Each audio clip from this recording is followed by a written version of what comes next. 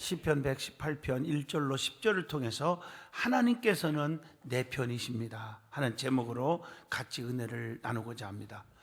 여호와는 내 편이라. 이 본문의 말씀은 하나님이 나와 함께 하신다 하는 뜻입니다. 그래서 나를 보호하시고 인도하시고 지켜주신다는 것입니다. 하나님께서는 생사화복을 주관하시는 분이시고 우주의 모든 능력이 하나님의 손안에 있는 것을 생각할 때에 하나님께서 나와 함께 하신다는 그 말씀은 우리에게 엄청난 힘이 되어 주십니다. 든든한 백이 되고 절대로 두려움과 근심, 걱정, 불안, 초조, 낙심, 좌절이 없게 되는 것입니다.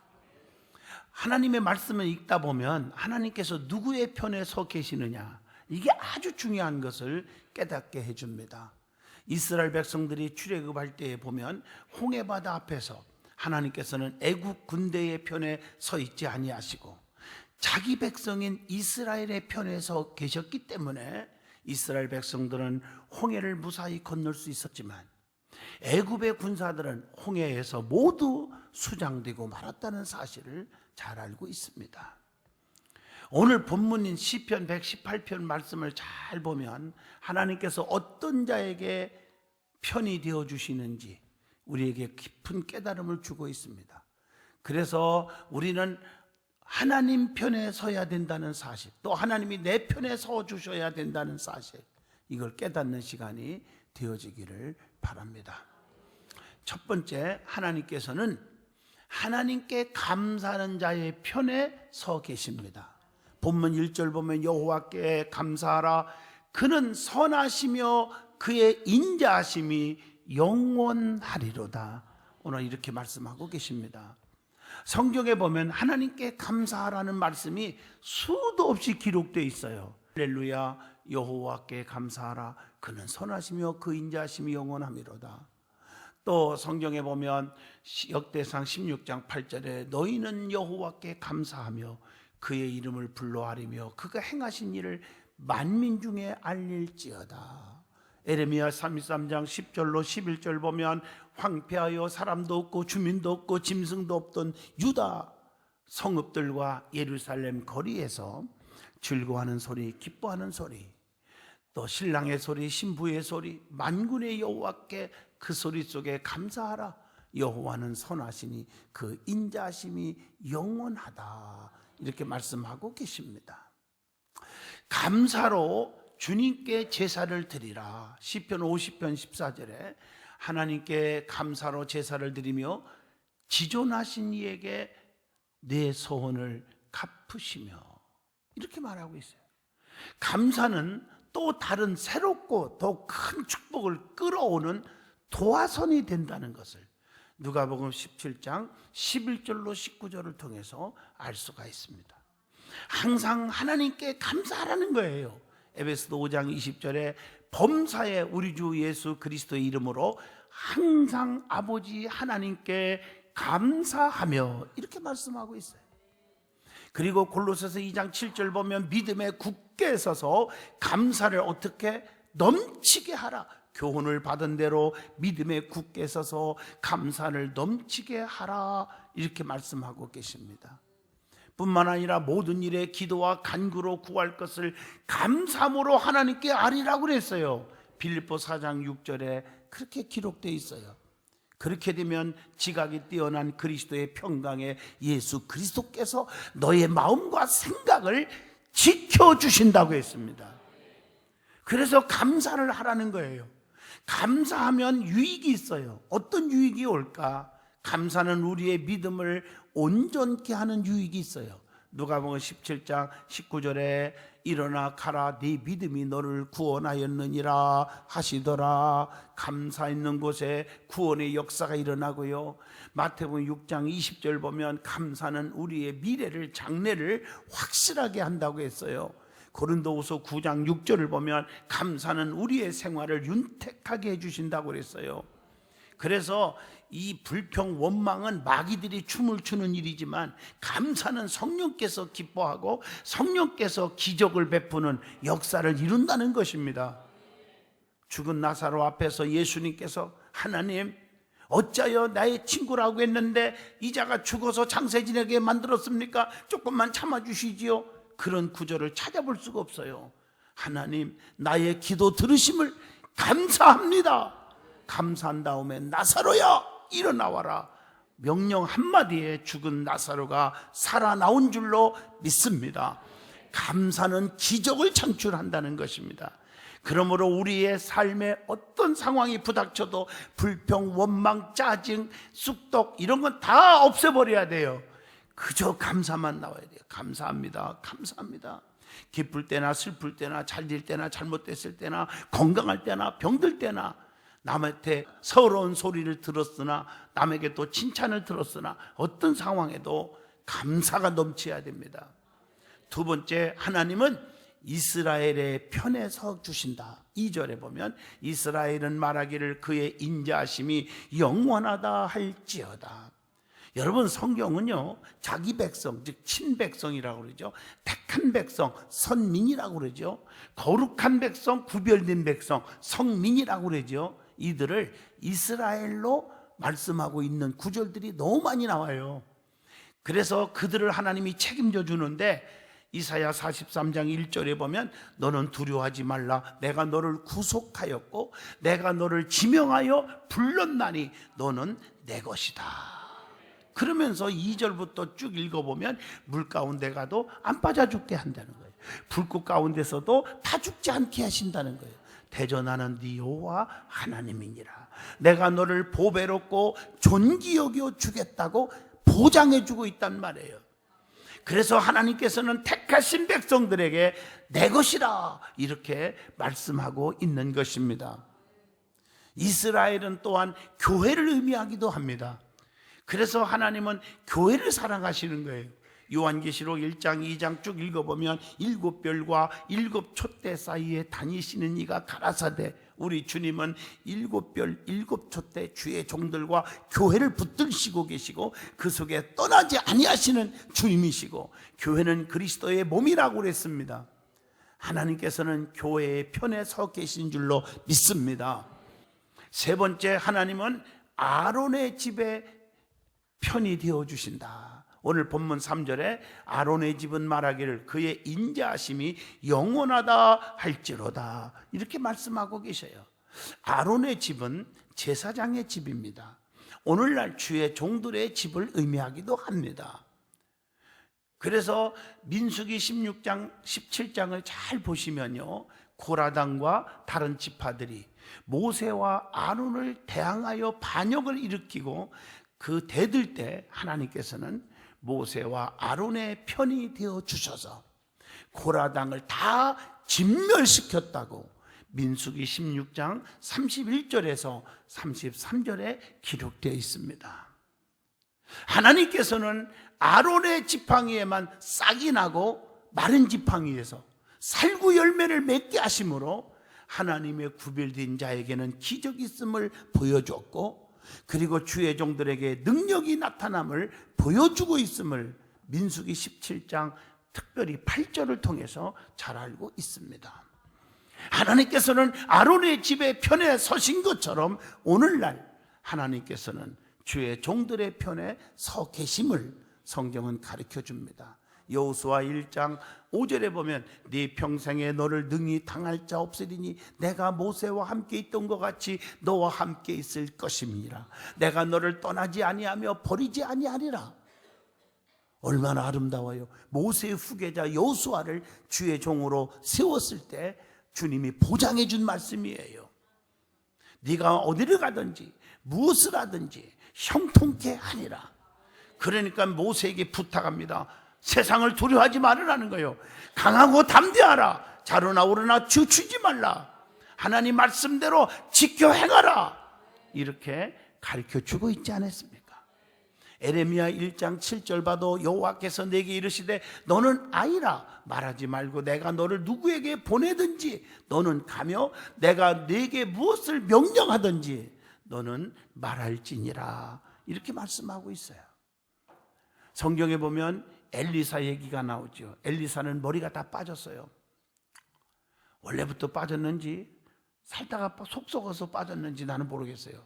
그런데 아이들이 그것도 한 명이 그러는 게 아니라 여러 명이 몰려와가지고 대머리 하고 놀려버렸어요. 주의 종을 향해서.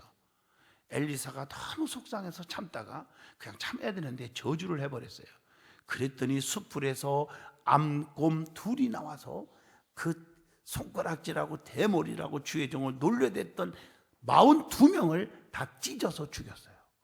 열왕기하 2장 23절로 25절입니다. 민수기 12장 10절로 11절을 보시면요, 미리암이 모세의 누이예요. 누인데도 불구하고 모세에게 충고하다가 그 자리에서 문둥병이 걸려버렸습니다. 그러므로 하나님은 주의 종의 편에 서 계시기 때문에 신앙생활을 하면서 주의 종과 성도와의 아름다운 관계 회복이라는 게 너무 축복이라는 걸 아셔야 됩니다. 주의 종이 잘못하면 하나님이 심판하십니다. 또 그래서 무릎 꿇고 통곡하고 회개하고 기도하고 하나님과의 관계 회복을 하려고 노력하는 게 또한 주의 종들입니다. 사람이 심판하거나 재판해서는 안 해야 된다는 얘기입니다. 네 번째로 하나님께서는 하나님을 경외하는 자의 편에 서 계십니다. 오늘 본문 4절입니다. 이제 여호와를 경외하는 자는 말하기를 그의 인자하심이 영원하다 할지로다, 이렇게 말씀했어요. 그래서 하나님께서는 영과 진리로 예배하는 자의 편에 서 계시잖아요. 요한복음 4장 24절 하나님은 영이시니 예배하는 자가 영과 진리로 예배할지니라. 하나님께서는 하나님을 경외하는 자의 소원을 이루어 주신다. 그러니까 하나님을 잘 믿는 자들이 기도할 때 응답 주시는 거예요. 그냥 누구나 다 응답 주는 게 아니잖아요. 시편 145편 19절에 그는 자기를 경외하는 자의 소원을 이루시며,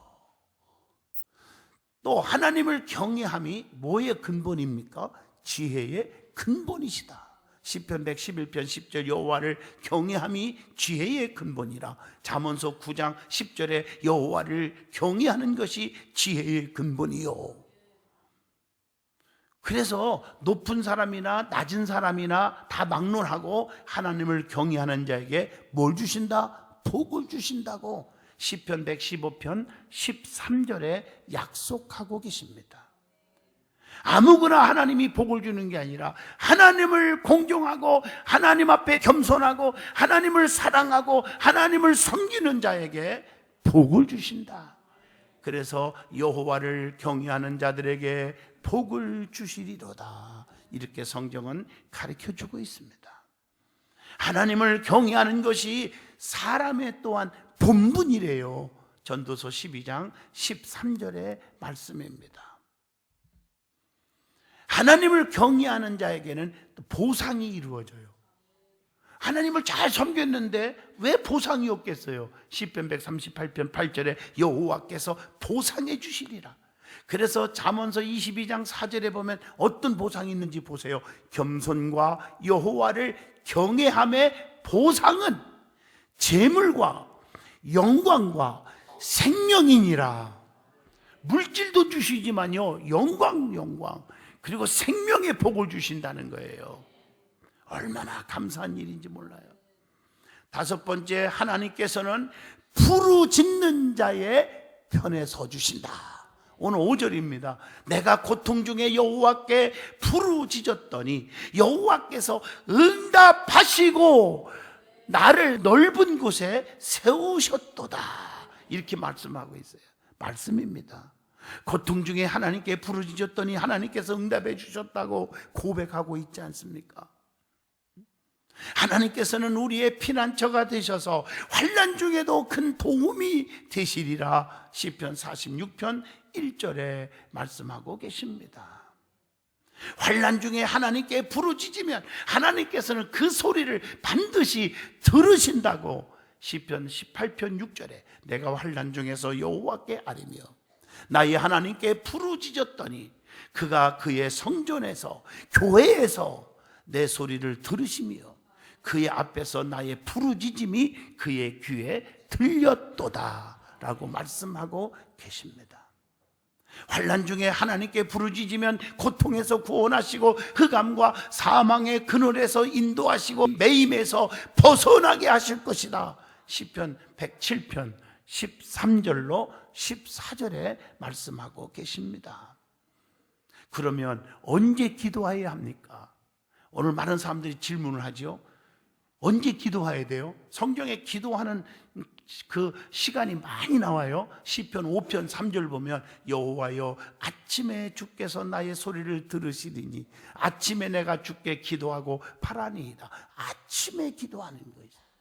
그래서 새벽 기도가 너무 중요해요. 우리 교인들은 5시 1부, 2부, 6시 드리는데 여러분 피곤한 분들은 2부, 6시에도 와서 예배 드리고 출근하는 그런 모습이 얼마나 아름다운지 몰라요. 요즘에 1부보다 2부가 더 좀 능가하고 있어. 숫자가요. 다 오고 싶어서 와요.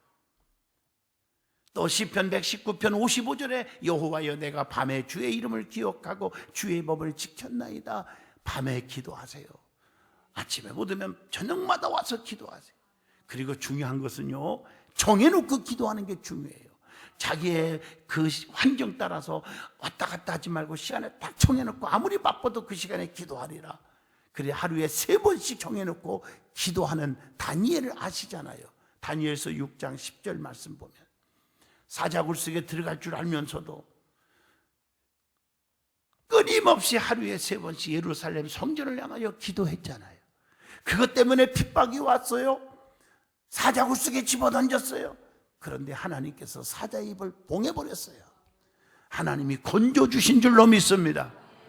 또한 기도할 때 중대한 제목이 있으면 밤새도록 기도하세요. 누가복음 6장 12절 우리 예수님이 산으로 가서 밤이 새도록 하나님께 기도했다 이렇게 나와요. 예수님이 하루 종일 기도하는 것도 있어요. 시편 86편 3절 주여 내게 은혜를 베푸소서 내가 종일 주께 부르짖나이다. 멋있잖아요. 그리고 기도는 멈추면 안 돼요. 쉬지 말고 기도하라고 데살로니가전서 5장 17절에 그래서 끊임없이 기도해야 합니다. 끊임없이. 그리고 무시로 성령 안에서 기도하고 구해야 돼요. 이기적이지 말고 성령 안에서 에베소 6장 18절 모든 기도와 간구를 하되 항상 성령 안에서 기도하고 이를 위하여 깨어 구하기를 항상 힘쓰며 그랬어요. 하나님께서는 기도하는 자를 절대로 버리지 아니하십니다. 기도하는 자의 편에 서기시고 아무리 죽을 죄를 졌어도 기도하는 자를 하나님 버리지 않아요. 시편 6편 6절 보세요. 침상을 적시며 회개 기도하는 다윗 죽을 죄를 졌어도 절대로 안 버렸어요. 왕중왕으로 쓰어 주셨습니다. 하나님께서는 사울은 버렸어요. 기도 안 하니까. 그런데 더 못된 짓을 했어도 다윗은 침상을 적시고 기도하니까 하나님이 써주신 줄로 믿습니다. 말라기 1장 2절 보면 하나님은 에서를 미워했고 야곱을 사랑했다고 그랬어요. 이해가 안 되는 것 같지만 여러분 보세요. 에서가 기도한 적이 없어요. 하나님의 축복을 우습게 여긴 거지요. 장자권을 우습게 여기고 팥죽 한 그릇을 세상에 돈 주고 팔아먹는 그런 자였잖아요. 그러나 야곱을 보세요. 허벅지가 반절이 어긋날 정도로 기도하는 기도의 사람이었음을 창세기 32장 25절에 기록되어 있는 줄로 믿습니다. 기도하는 자의 편에 하나님은 서기신 줄로 믿습니다. 다니엘서 6장 23절 봐도 다니엘은 하나님께 기도했잖아요. 그때 하나님이 몸 하나 다치지 않도록 지켜주신 것을 잘 알지 않습니까? 한나도 보세요. 사무엘상 1장 19절로 20절에 실로의 성전에서 소원 기도함으로 사무엘을 낳았잖아요.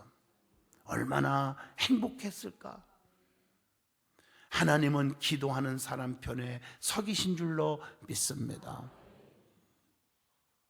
그래서 우리는 날마다 무릎 꿇고 기도하는 거예요. 기도 외에는 이런 유가 이런 종류가 나갈 수 없느니라. 기도로 사는 거예요. 엎드리는 사람 편에 늘 서기셔요. 히스기야 왕이 등창함으로 죽게 되었지만 벽을 향하여 하나님 앞에 간절히 기도했더니 내가 히스기야 왕의 기도를 들었다. 그의 눈물을 보았다. 15년 더 산다고 해줘라. 통보를 받았어요. 여러분, 여러분의 진정한 눈물의 기도 하나님은 보고 계십니다. 그 기도 듣고 계십니다. 오늘도 기도의 사람이 되시기를 축복합니다. 마지막 6번째, 하나님께서는 사람들과 방백들을 신뢰하는 것보다 하나님을 신뢰하고 하나님께 피하는 자의 편에 서 계신다는 것입니다. 사람을 의지하지 아니하고 하나님께만 의지하는 자의 그들을 축복하신다는 거예요. 그래서 우리는 어떻게 해야 돼요? 하나님만 바라보고 살아야 돼요. 히브리서 12장 2절, 믿음의 주요 또 온전하게 하시는 이인 예수를 바라보자. 그는 그 앞에 있는 기쁨을 위하여 십자가를 참으사, 엄청난 고통을 참으사, 그 말이에요.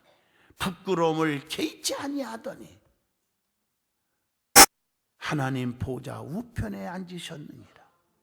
누가 나를 왕따시키면 어떻습니까? 누가 나에게 손가락질하면 어떻습니까? 뭔 자존심이 뭘 중요합니까?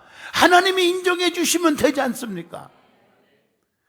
언젠가는, 결국에는 하나님이 인정하는 자들을 하나님이 축복받게 해주시는 거예요. 원수 앞에 상을 베푸는 날이 오는 것입니다. 사람을 바라보면 상처받아요. 실망뿐이에요. 믿음 뚝뚝 떨어져요. 세상은 달면 삼키고 쓰면 뱉어버립니다. 그래서 배신을 많이 당하게 되는 것이죠. 그러나 하나님께서는 변함없이 우리를 사랑하시고 보호하시고 인도하여 주십니다. 하나님을 신뢰하는 자의 편에 하나님께서는 서 계신다는 것을 절대로 잊어먹지 마세요. 당자가 아버지 품을 떠났지만 그가 회개하고 돌아올 때 너 어디서 무슨 짓 했니? 그 돈 어디다 다 버렸니? 어디다 썼니?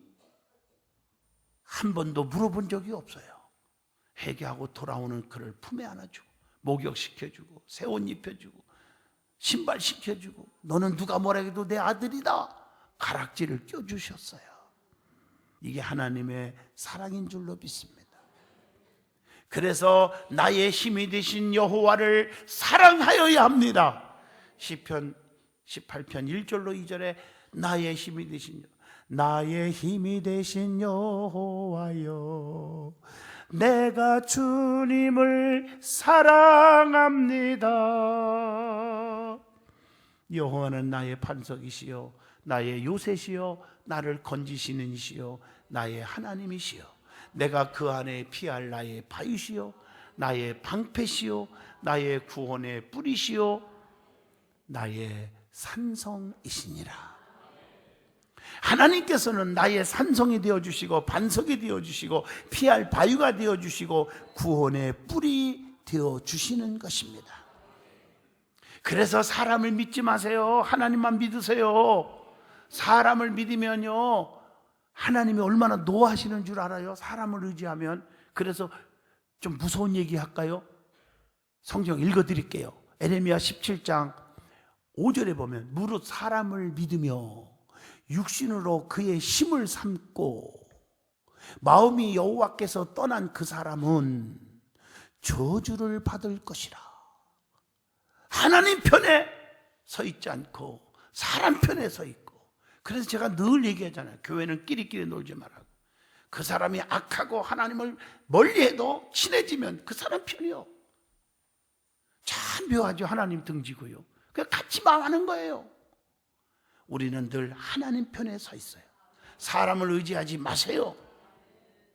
여기 서 있는 장양희 목사도 의지할 대상이 아니에요. 믿을 대상이 아니에요. 저도 여러분 믿지 않아요. 사랑의 대상이지. 목회하면서 여러분을 영적으로 케어하는 대상이지 여러분을 믿는 대상이 아니에요. 우리는 저나 여러분은 하나님만 믿어야 상처를 안 받습니다. 그래서 하나님께서는 자신을 의지하는 자를 돌보시는 것이지 하나님을 의지하는 자를 돌보시는 것이지 그 말이에요. 교만한 자와 거짓에 치우치는 자를 돌아보지 아니하시는도다. 시편 40편 4절의 말씀입니다. 하나님 앞에 마음을 내 심령을 간절히 토하면 그분은 우리의 피난처가 되어주신다고 시편 62편 8절에 말합니다.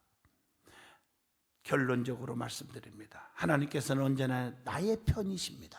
그걸 믿으시기를 바랍니다. 하나님께서는 내 편이시기 때문에 우리에게 두려움이 없게 하신다. 시편 27편 1절에 보면 여호와는 나의 빛이요 나의 구원이시니 내가 누구를 두려워하리요. 여호와는 내 생명의 능력이시니 내가 누구를 무서워하리요. 이렇게 말씀하고 계십니다. 그래서 하나님께서는 나를 돕는 자 중에 계시고 나를 미워하는 자에게 보응하시는 것을 보게 해주신다고 오늘 본문 말씀 6절로 7절에 기록되어 있습니다. 여호와는 내 편이시라 내가 두려워하지 아니하시리니 사람이 내게 어찌할까? 여호와께서 내 편이 되사 나를 돕는 자들 중에 계시니 그러므로 나를 미워하는 자들에게 보응하시는 것을 내가 보리로다. 여러분 이 말씀을 읽을 때 뭐가 떠올라요? 아브라함이 떠오르지 않아요? 하나님께서 아브라함에게 너는 복의 근원이 될지니라. 너를 축복하는 자는 하나님께서 축복하시고 너를 저주하는 자는 하나님께서 저주하신다고 하신 창세기 12장 2절로 3절이 떠오르지 않습니까? 여러분들도 아브라함처럼 하나님을 하나밖에 없는 아들보다 더 사랑하는 사람이라면요 하나님이 복의 근원의 축복을 주십니다. 여러분들을 누가 돕고 축복하는 자는 하나님이 대신 10,000배로 축복을 해주신대요 그 사람을. 그리고 여러분들을 짓밟고 멸시하고 괴롭히는 사람이 있으면 하나님께서 대신 그를 짓밟아 주신다. 그 말입니다 이게요. 우리를 대적하는 자들을 하나님께서 그들을 다 대적해 주신다는 거예요. 그러므로 하나님께서 항상 내 편에 서 계심을 확신하고 강하고 담대하게 살아가시기를 진실로 축원드립니다. 기도합니다.